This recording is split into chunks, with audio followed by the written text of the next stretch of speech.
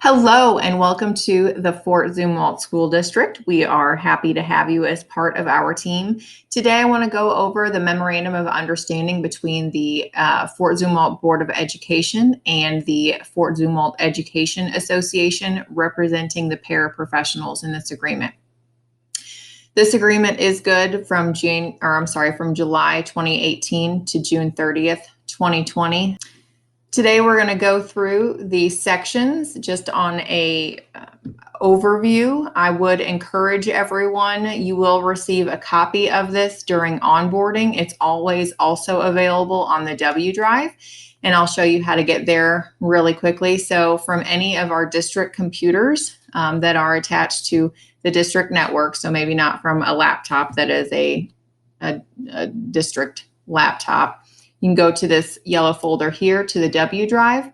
All of our agreements and memorandums of understanding are listed here. So you can go there to paraprofessionals and see that window there. So we'll close out of that. From the W drive, you're also going to be able to see your job description, which is something that is referenced a little bit later on in this handbook, but I will just point that out since we're already in the W drive. The job descriptions are also held on the W drive, and I just normally use this search tool. Search for paraprofessional, and you'll be able to pull up your job description from that drive right over here. So let's go ahead and just continue to get into the Memorandum of Understanding. First of all, Articles 1 and 2 really discuss the association and the Board of Education and the rights and logistics and negotiating that happens to put these Memorandums of Understanding together. So feel free to read through all of this information, of course, and you can always call the personnel department if you have any questions, or to the association if it's something specifically that has to do with the association.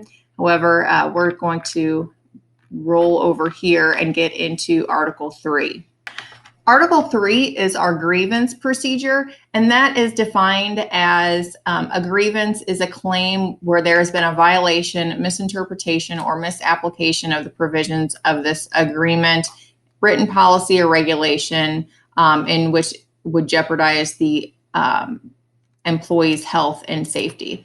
And then it goes into the levels in which you can grieve those situations. So informal level of discussing it with the building principal, level 2, a written statement, and then so on and so forth until it gets to the Board of Education.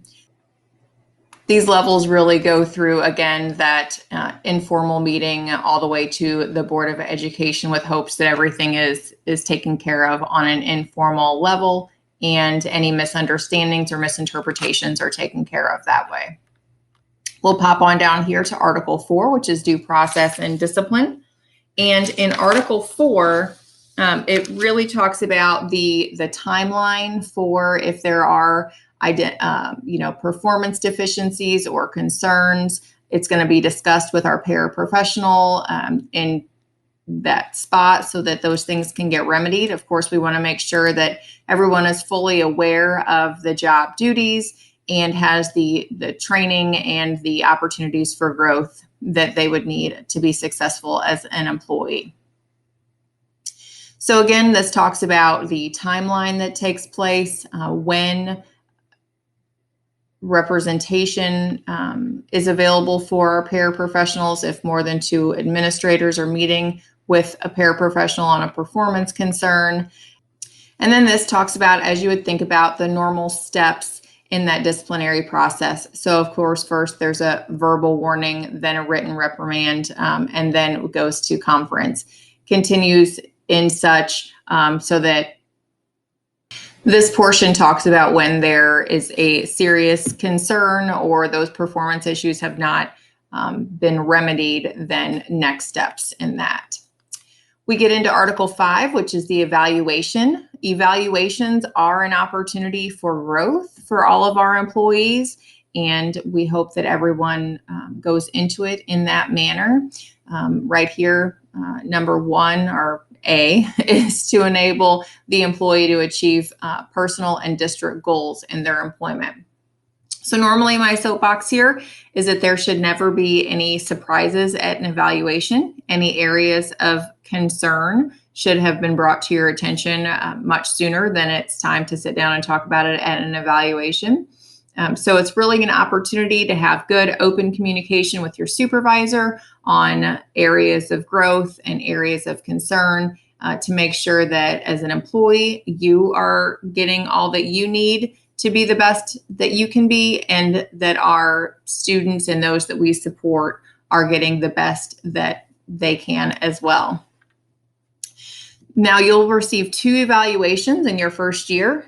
The first one is done at 45 days. That is our probationary period for all new employees. There is actually, I'm going to flip down here to the end of this agreement. If you bear with me a little bit, there is here kind of the outline of what that evaluation is going to look like. So I always say it's like you get to see the test before you have to take it. So you'll be able to see what those areas are that you're going to be evaluated on, and really be able to hone in and make sure that Okay, back to Article 5 and evaluation. So you'll receive that again at 45 days as probationary period, and then you'll receive one at the end of the year, and you'll receive that each year. Those are due by May 15th, so you kind of understand the timeline there. And again, those should be times that you can have open conversation about how to get the best for both parties. And then we get into general terms of employment here in Article 6. Paraprofessionals should have a minimum of 60 college hours. That is applicable for our new employees. Employees without 60 hours must have been grandfathered in through previous employment with the district, or as this says, must have compelling qualifications that their employment is essential. So the 60 hours allows our paraprofessionals to get a substitute certificate. Those certificates are issued by the Department of Elementary and Secondary Education, otherwise known as DESE.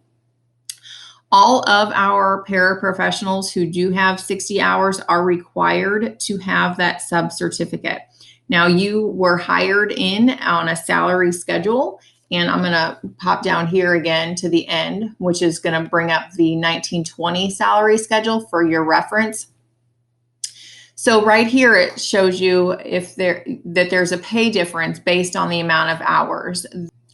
These are taking into account that anything B through D has a sub-certificate. So let's say that you get hired in as a bachelor's degree. So you're on column D, and within 30 days of employment, so 30 days after you've been approved by the Board of Education, you still do not have your sub-certificate from DESE. You will be moved down to column A until that sub-certificate is achieved. So it's really important to us that those folks who are at this higher level are able to receive that certificate, so that we can put folks in to supervise and utilize that certificate. Let's go back here so I can find our general terms. Okay. We are an equal opportunity employer. You're going to receive a TB test or a tuberculosis test saying that you are free from tuberculosis. You can receive that through Mercy or through Zoom Care. There is a form in your new hire paperwork to take to Mercy.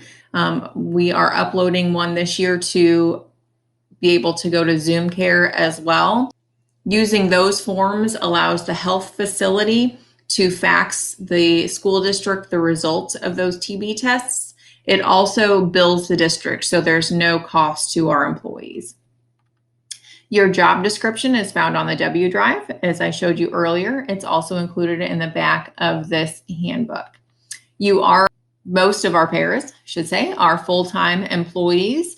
They are scheduled to work for 35 hours per week. And any of our employees in the school district who work more than 30 hours are considered full-time employees, which means that you are able to take advantage of the benefits that are offered to our employees, such as medical, dental, vision insurance, a life insurance policy, and you'll be enrolled in the pension program. We agree to take all steps possible to provide safe working conditions for our employees. Obviously, your safety is extremely important.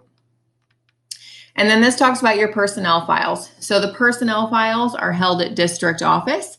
And this portion of it talks about if you ever want to thumb through your personnel file, you can make an appointment and do that. And then if there is ever anything that is derogatory in nature in that personnel file, you have the right to make a reply to be kept in there. So basically a statement to be kept with the derogatory statement.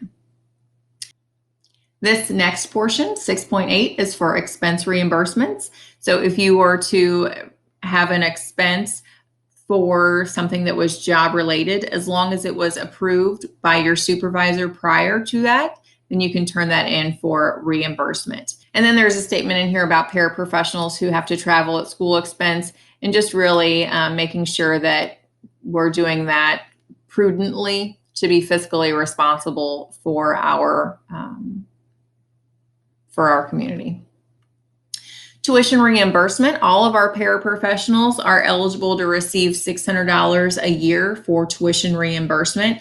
Our year is, when I refer to that, I'm referring to our fiscal year, which is July 1 to June 30. The $600 is broken up into up to $150 per college hour, or the actual cost of the college course. We're going to talk about tuition reimbursement more at the new hire orientation, but as you might have guessed, it is available again on the W Drive.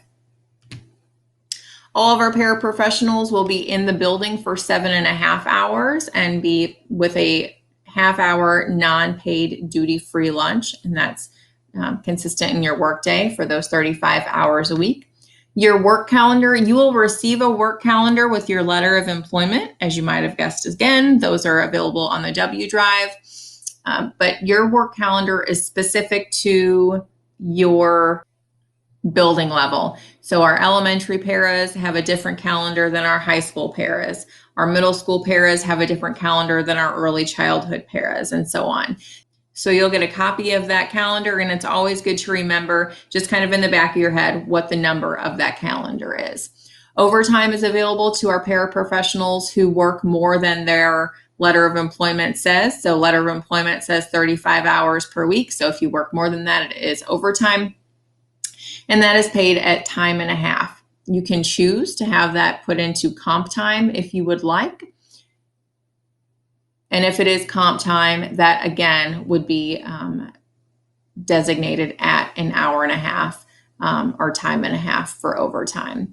All overtime does need to be approved by our superintendent, and your building administrator should be responsible for getting that overtime approved.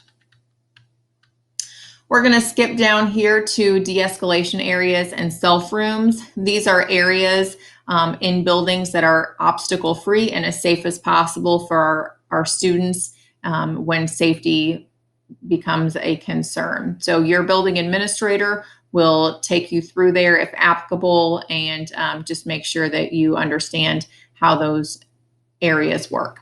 Section 6.12 talks about toilet facilities. If you are working with a student that cannot use the restroom on their own, please just make sure that you have another paraprofessional or another adult with you. That's for your own safety, the safety of our students. 6.13, extra pay for extra duty.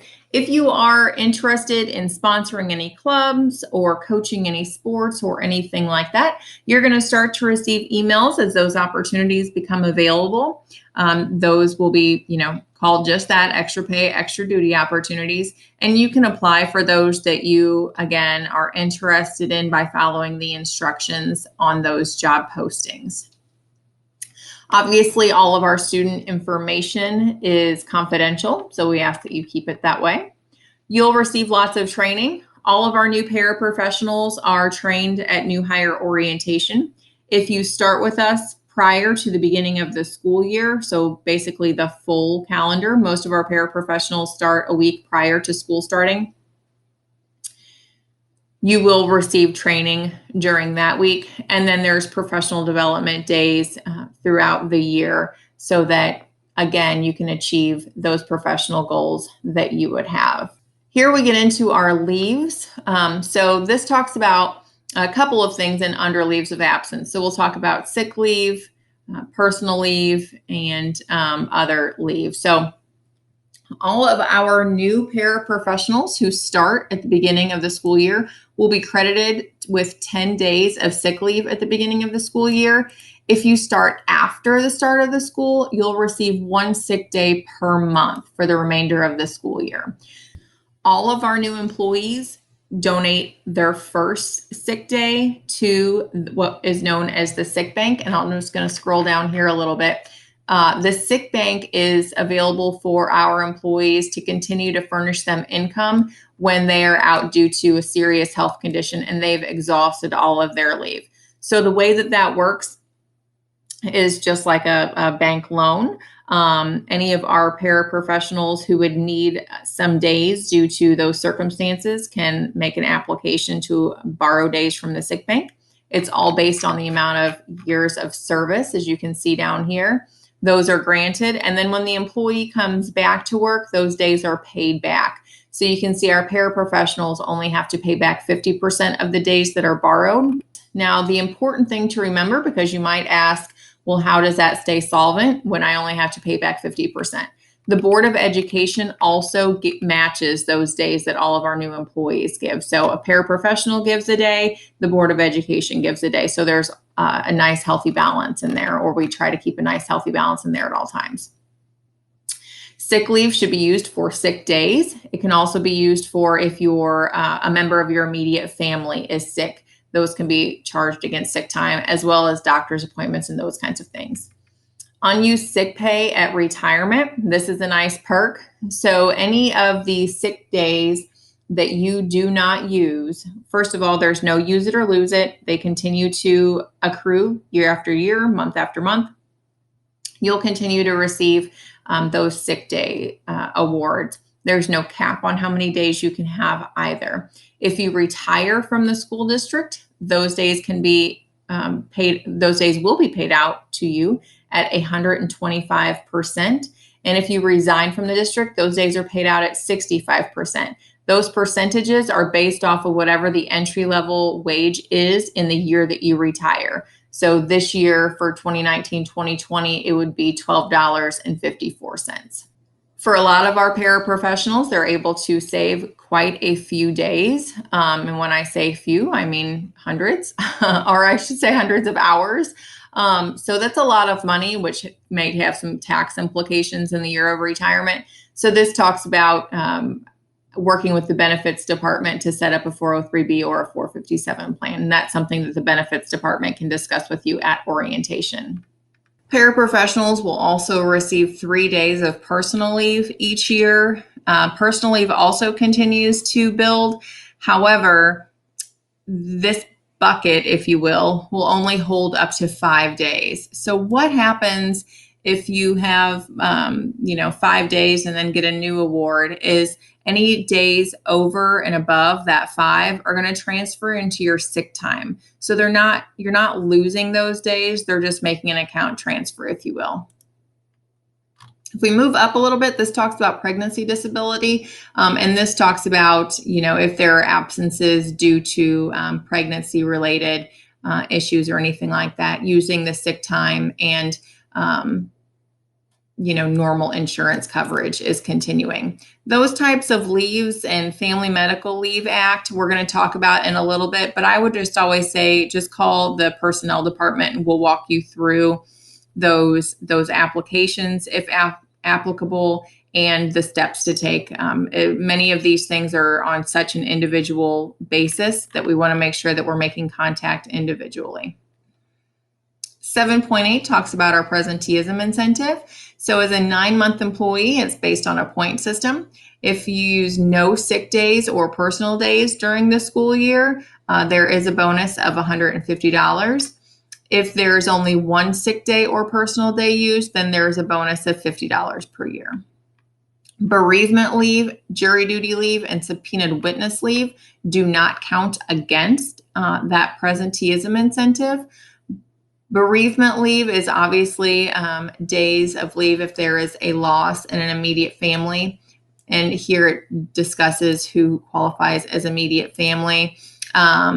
If there is a need for extended bereavement leave, or if it's persons that are not covered under immediate family, you can always write to the superintendent and ask for those things. So in the case where maybe there's travel required, or anything else, and you wanted to extend that bereavement leave, you could extend that up to another 2 days.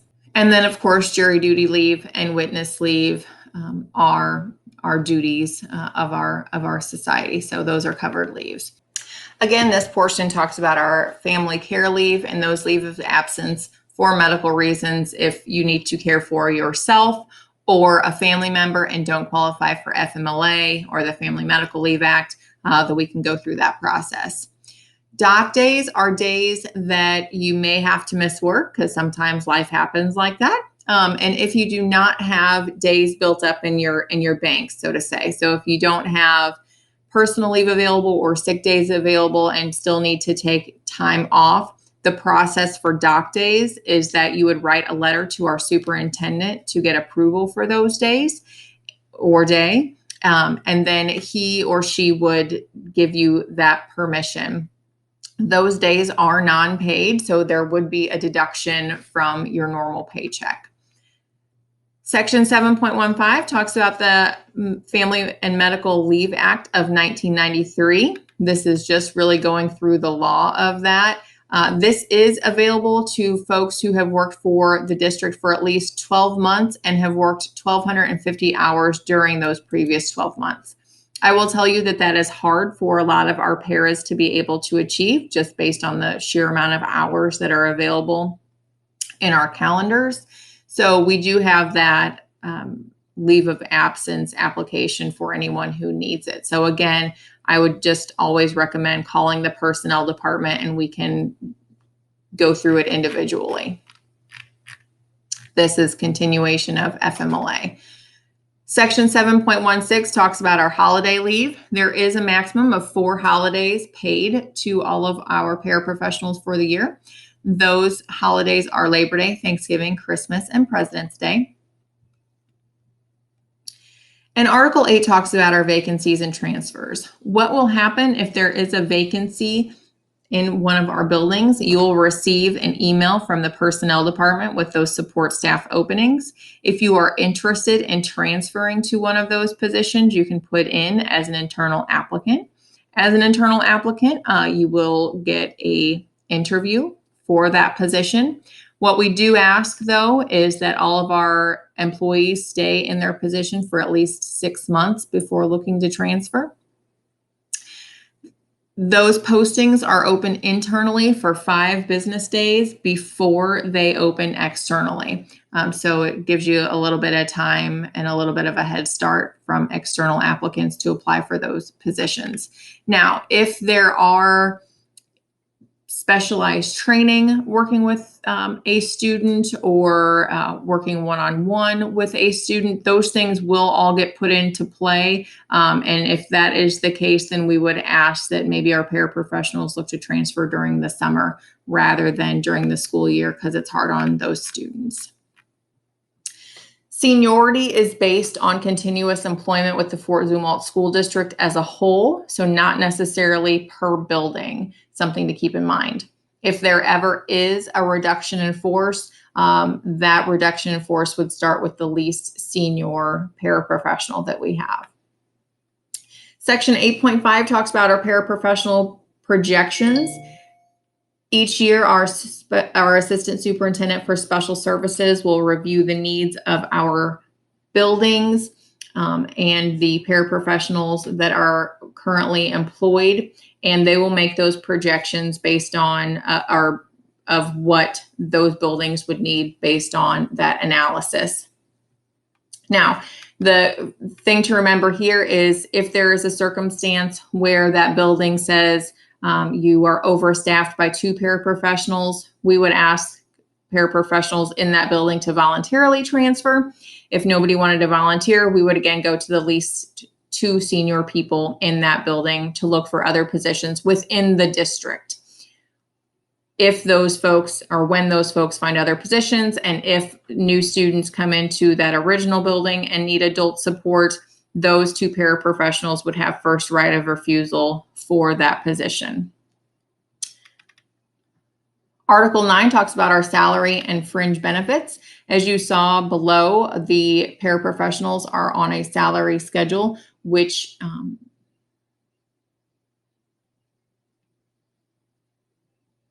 Article 9 talks about our salary and fringe benefits. As you saw at the end of this handbook, all of our paraprofessionals are on a salary schedule, which takes into consideration the amount of college hours that that person has, as well as the amount of experience. At this time, paraprofessionals are able to bring in a year, so they're able to come in on step 2 of that salary schedule. And this talks about where that experience must come from to be able to be counted. Timesheets, we use Time Clock Plus now as our time tracking system. We'll talk about that more at orientation. There's an app that you can use as well.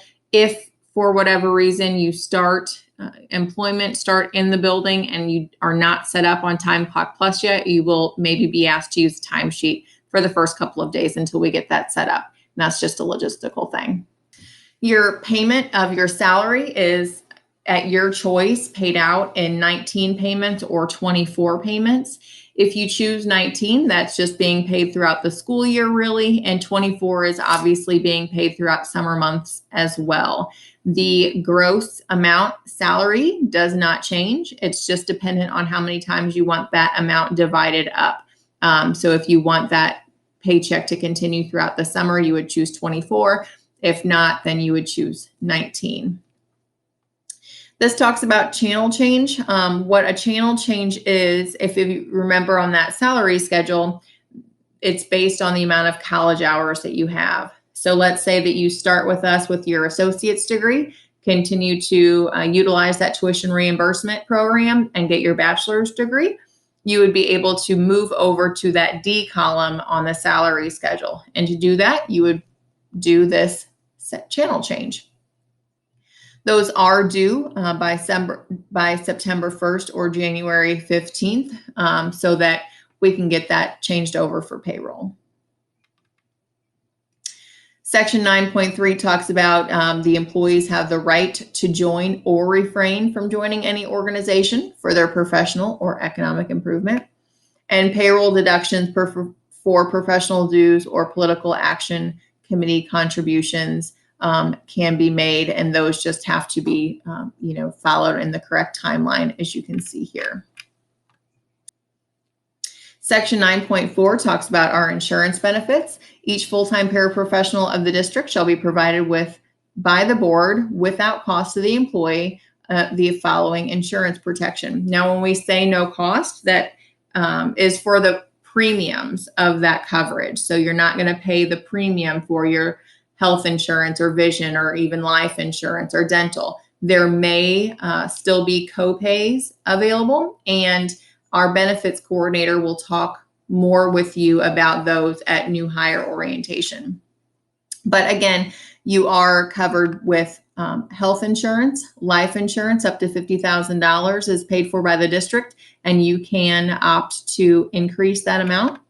Dental insurance, vision insurance, and then of course you're covered under workman's comp as well. There are flexible benefit plans that the benefits department will talk more with you about again at new hire orientation. And then you'll be covered under the PEERS, Public Education Employment Retirement System, or if you are a certified teacher or you have that certification, you would be covered under PSRS at a different rate. If you are asked to substitute in a special education room, you will follow that process, but it may be clocking out as a paraprofessional and clocking in as a substitute because there is a different rate of pay. Talk with your building administrator or building secretary about that. This again talks about the retirement system, and this talks about our professional incentive program. So this program was piloted in 2018-2019 and continued through 2019-2020, and we will reevaluate and see if it's going to carry on for upcoming school years. But this is for any of our paraprofessionals who work 50% or more of the workday in one of our district level rooms. So you can see the stipend amounts over here for working in our iLabs, self rooms, basis rooms, or the Mike Clemens Center. There is a verification that our folks in the personnel department will send out to building principals to verify and sign off on those, and then those stipends will be issued. Down here, it's some legal stuff about the duration of the agreement. That is an old salary schedule. Again, this is just recognizing the Education Association. Your job description here, the evaluation as we've already gone through, more calendars. These are what your calendars are going to look like, and we'll go over that at orientation. And then that salary schedule. So these kind of documents, the salary schedule, the calendar, the job description are always held on the W drive for up-to-date information.